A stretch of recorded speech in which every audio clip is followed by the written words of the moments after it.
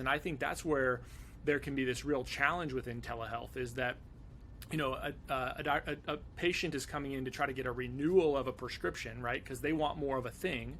And they could view that an online service that's basically having them read a chart and then renewing whatever it was may not be the best thing, because they're missing all these other things that can go wrong with their eye health. On today's episode of the Telehealth Heroes podcast, we get to talk to Dr. Christopher Wolfe, who is an optometrist, hence why I'm wearing my glasses. He's also the founder of iCode Education, a company who specializes in clinical and billing education. He's a fellow in the American Academy of Optometry, and he's a diplomat of the American Board of Optometry. He has 9 children whose names all end with N. I would love to hear more about that. And somehow runs his own podcast, iCode Media, on top of all that. Chris, welcome to the show. Thanks so much for having me on. I really appreciate it. And there's nothing really magical about the way the kids' names. It's sort of Ryan and Lincoln, and then Peyton, and then it just made sense to find something that matched all the way down. There's a lot of kids. I mean, my name ends with N, right? It's kind of a common thing. So, and so after like 3 or 4 kids, did you just say, "Oh, heck with it. We're just going to try to find all names that end with N"? Yeah, exactly. Yeah. So in order to feed 9 kids, you've had to have had a good job. And so you got into optometry. What's the thing that drew you into optometry to begin with? Well, honestly, I was exposed to it early, and so I practiced with my dad, and it was something that fit. I got to see how he provided for us. I got to see the way he would interact with patients and run his own business, and also kind of have control of how things were going to how things were going to play out in his patient care from start to finish. And being exposed to that really kind of made me fall in love with it. And so that's there's nothing magical other than I was exposed to it and I really enjoyed it. Gotcha. And so you've been practicing, how long have you been practicing optometry? Since 2008, so about 13. So 2008. Years. So this is you've been doing this for quite a long time now. What are the biggest changes you've seen in optometry since you've started till now? Yeah, I think a couple things are that you have these kind of pressures from all sides. And from an insurance standpoint, you have pressures from vertical integration, where insurance companies also own frame companies, also own lens companies. And so there's this kind of filtering in. And there's this and within that, there's these pressures from, okay, what do I do with a patient who's coming to my practice with a routine vision plan but medical needs? And so there's this balance between providing what the patient is coming in for in their perception, but also really providing what they need as well. And there's not always does it match up with what they think they need and what they actually need. And insurance makes that a little bit more complicated. And so understanding those nuances it continues to be an increasing challenge. And even now, when you look at things like inflation, right? It's very challenging if you're in a large city or even a mid-sized city to negotiate with a managed vision care payer, where it's easier to negotiate with a medical payer in many cases than it is to manage vision care payer, because they have so many different options that they can go to. So that's coming into play. If you think about making, in terms of seeing a patient, making a revenue, that if that's the same dollar amount or roughly the same dollar amount now as it was 13 years ago, that becomes a big factor. Either I have to sell more stuff, or I have to provide more services, or I have to see more patients. There's not really any other avenue to go, and that's a real challenge. I think it's a real challenge for many doctors. And then you have the other aspect of things like private equity, who are coming in and trying to purchase small practices, medium practices, and kind of roll them all up. And the whole idea would be that potentially then they can offload that to the next group that's going to be doing more. So those are kind of the challenges that we see that's changed over the last 13 years. So it seems like there's a lot of pressure in the optometry field right now between competition with various players, and it's already challenging enough. And then on top of that, you throw in COVID, which makes it difficult for patients to come in and see you in person, which is fundamentally a huge part of your business. Is you have to actually be there, look in their eyes, and which, I mean, it's already tough enough, and then you throw this on top of it. How has the industry managed during this whole COVID pandemic? I would say that there's been a relatively slow uptake in terms of opportunity to provide different services remotely. So there's certainly, this whole gamut of, I look at my practice and I'm not going to be providing kind of comprehensive eye care services remotely yet. Most of my patients want to be seen physically. Where I look at telehealth services is to augment that care. So if I want to check in with a patient, that I just need to be able to review signs and symptoms. There's a brand new medication called Vuity out on the market that is for the treatment of presbyopia. So instead of needing reading glasses or a bifocal, some patients can get a lot of that up close vision back with a drop a day. And so I bring that up to say that, look, I can prescribe that medication. I can know what those side effects are. It's a very safe medication, but most of what I'm trying to manage within that patient is, okay, how well is this working, and what are the potential things that we need to think about, and how can I augment or adjust those prescriptions in a way that meets the things that it's not able to meet, and that can be perfectly served via telehealth services. Oh yeah. So anyway, I think COVID certainly put a damper. Now, I'll tell you another side of it is that. What we are seeing is, not in practices like mine, but in other practices where you're just doing what we call refractive care, so providing glasses and contact lenses. Mm-hmm. Can one doctor serve as a hub in 2 or 3 different locations where the technician is bringing that patient in, where all these specialty tools are available? Because you can't really do that through a phone. You can't really, but we have these locations where the tools are available, but the doctor is one place.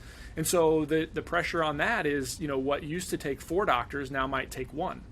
Mm-hmm. And so then there's that shift of, okay, well, you're going to provide these comprehensive or these kind of primary care refractive services, but when you look at the numbers of what's going to be needed in the future, you're going to have to do a lot of medical services as well, because ophthalmology can't do them all. They need to do more surgery. Right. And so anyway, that's where I see the augmenting of telehealth coming in. If I have a patient that doesn't want to be seen because they're acutely ill or they're concerned about the relative numbers of COVID infections in a certain population, but they've got a red eye, well, we have an option now, right? We have an option to be able to jump on and say, can I triage this virtually, as opposed to, do I have to either take a phone call and make the determination based on patient's symptoms, or do I have to see that patient in the office? There's sort of this intermediate range stuff that really works well. It sounds like there's two aspects that telemedicine can help optometrists. One is, like you mentioned, the patient just, hey, I need to adjust my prescription or whatever, and you can do that. It doesn't need to be required to be seen. And that's easy. It reduces the travel burden for the patient to come in and the clinic burden, and you can do it. It's easy. It's simple. But the other one that you mentioned I think is really interesting are the different satellite sites, essentially. And so you have the technology there, and then the physician managing 4 or 5 different of these sites. But with the hardware, the different technology at each location, you'd still need a technician there to manage it and set the patient up, right? But still, the patient's able to come. A lot of that stuff is done by the technician anyway, and the results can be sent up to the optometrist to review and then meet with remotely. Yeah, absolutely. And the other challenge, though, that I think that the public has, and I think, and actually our profession has it as well, and I suspect this exists within medicine in general, is the perception that, okay, well, we can decouple, right? There's this, like you said, we just need a new prescription. Well, honestly, when you look at some of those apps, a lot of them are just, in many cases, they're built so that they can sell more of a widget, right? So if I want to sell more glasses and I'm a big company and I've acquired a bunch of different other, investors, then I just want to make a burden to selling a men's, ED medication or a pair of contact lenses or a pair of glasses. I just want to remove that burden. But the question that you really ask yourself, and this is where a lot of doctors get hung up, is they're equating that to all telehealth services. And I think that, and then the public is confused because they're thinking, oh, if I just got a new glasses prescription, or if I just got a men's ED medication, now I don't have to do all the other stuff of going in to see the doctor. And that's where I think the disconnect is. And I think that's where there can be this real challenge within telehealth, is that a patient is coming in to try to get a renewal of a prescription, right? Because they want more of a thing. And they could view that an online service that's basically having them read a chart and then renewing whatever it was may not be the best thing, because they're missing all these other things that can go wrong with their eye health. So I think that's a challenge, and that perspective has been tainted because that has existed now in the eye care space for probably 6 or 7 years. And so a lot of doctors view telehealth services as that. And I would say that that's mostly in most cases, it's a dubious telehealth service that's kind of masquerading as telehealth, but all it is just a conduit for a company to sell you more stuff. Right. So, 2008, you go and you're freshly minted doctor, you come out into the field. How long was it before you were introduced to telemedicine, and go through that experience of what got you in that? You're clearly one of the forefront, an innovator in your field and looking at this stuff, but what got you to that point?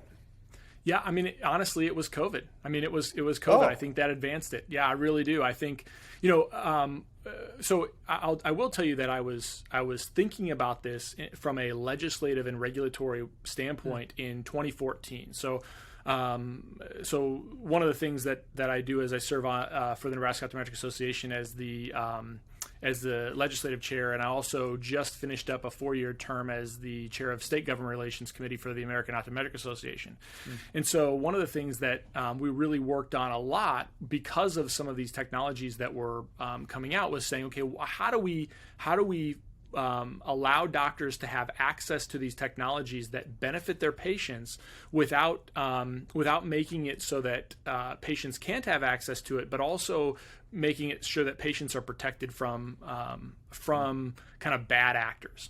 And so I kind of thought about that for a lot of years. And then COVID was the thing that said, hey, you can do this, right? And you really have to do this because I need to be able to take care of patients. It's my obligation to them. And we never shut our practice down. We were always available to see patients that wanted to be seen in office. But we had a lot of patients that didn't. We're in Omaha, Nebraska. They shut things down, and people pretty much shut things down. I mean, they didn't go anywhere unless they had to. And so we had to find options to take care of them and triage them. And that was what thrust us into it. And so we embraced it at that point. And so let's talk about your first experiences as you foray into this. What was it like, and what was the moment you're like, holy crap, this can work, this can do it? What experiences did you have that just kind of made you a convert? Yeah, I think the biggest one was that when COVID came along, we decided that we were gonna be available to our patients at any point in time, and a lot of that was like, because we could see them, the ones that wanted to be in office, but some patients, many patients just wanted to have the option to say, here you go. Well, so there was one specific case where I remember that early on, where I was like, look, I'm going to try to figure this out through telehealth because the patient didn't want to be seen. But I had to say to him, look, I can get as much information as I can get this way, but I really think you should be seen in office. And he said, okay, I'm coming in. And so the point that what I got from that was this idea that it was okay for me to say this technology is great, and it allows me many times to just do that and then follow up at some other point.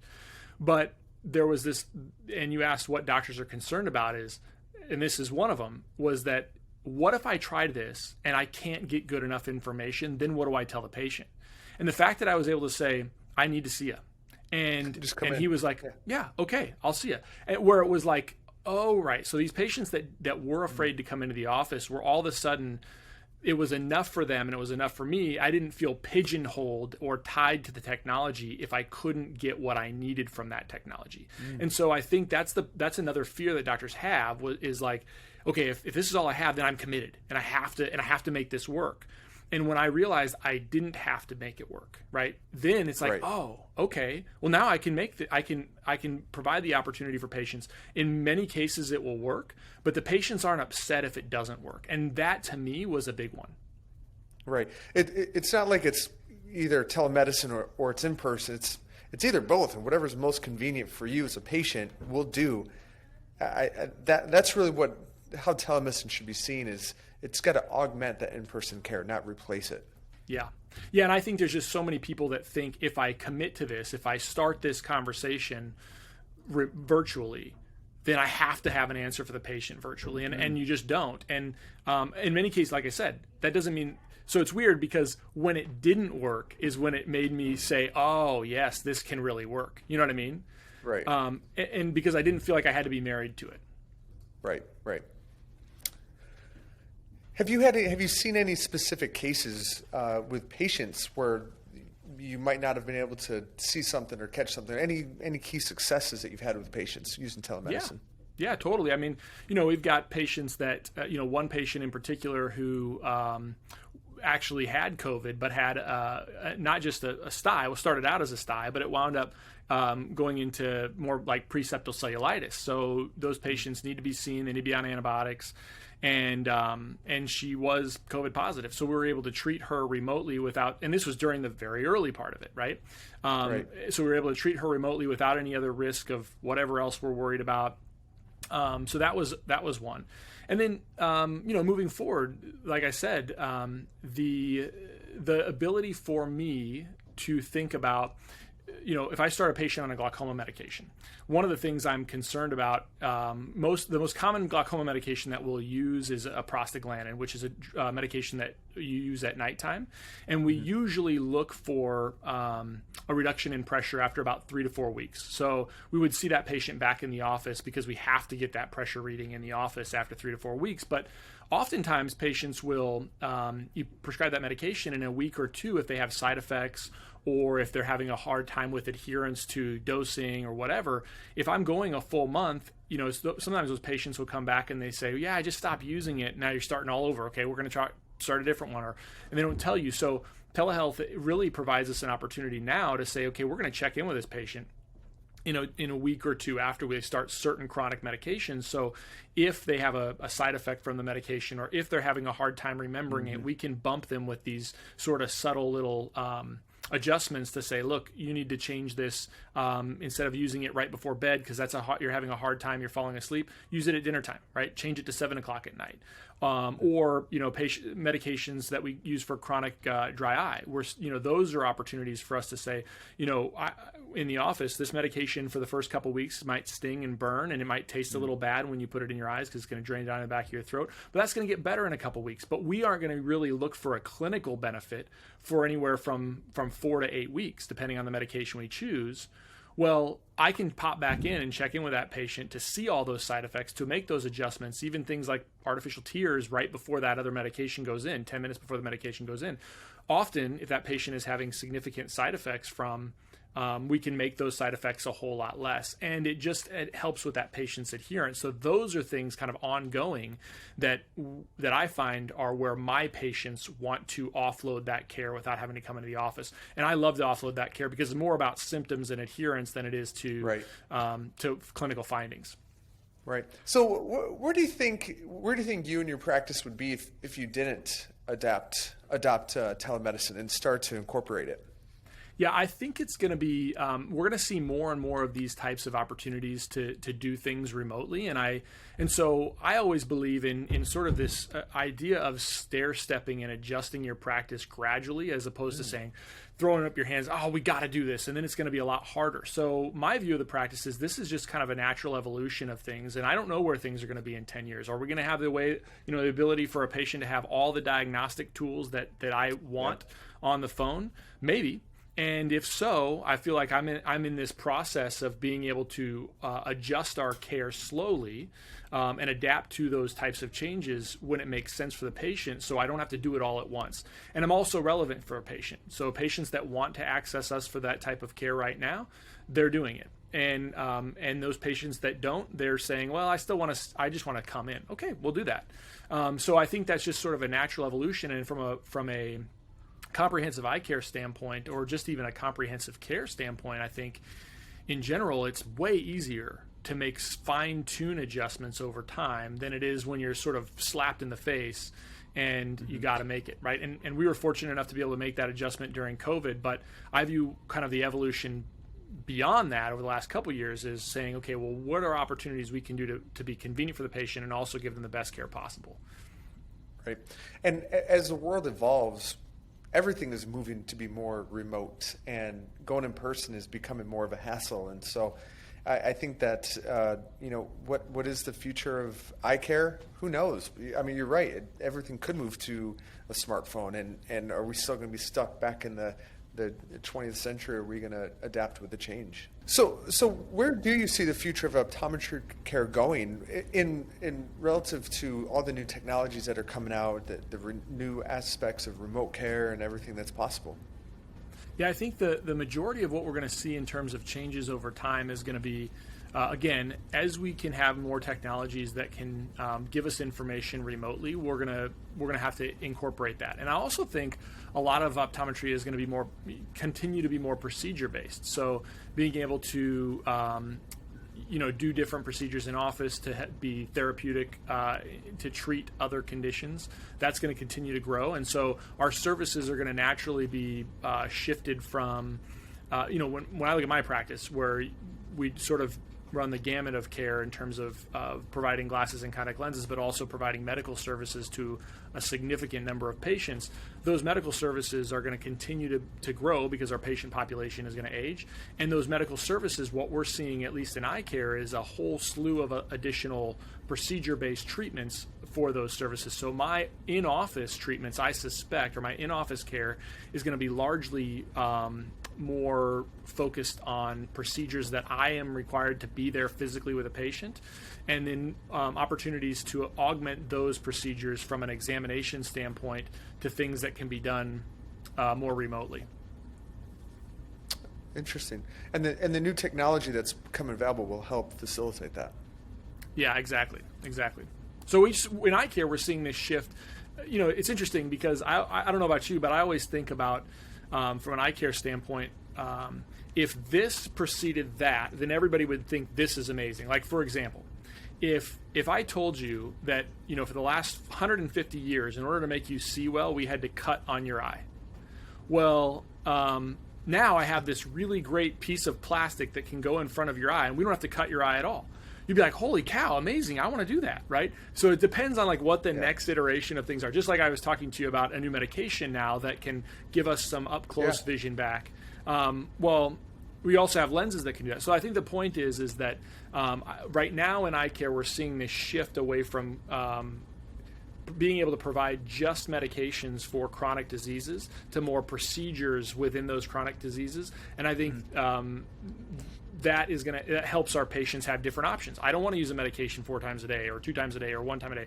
I don't want the side effects. I want more holistic options, so we can do a procedure that does that, right? So there's just a lot of these flexible things, and as technology advances, I think that's where we're going to be having to spend our time, is being, is doing those types of things, and then also assimilating information from a lot of different sources. And that's where I do think that technology can, even virtual technology can help. Awesome. Well, Dr. Chris, thank you so much for your time today. I really enjoyed the conversation. Thank you so much for having me. I appreciate it.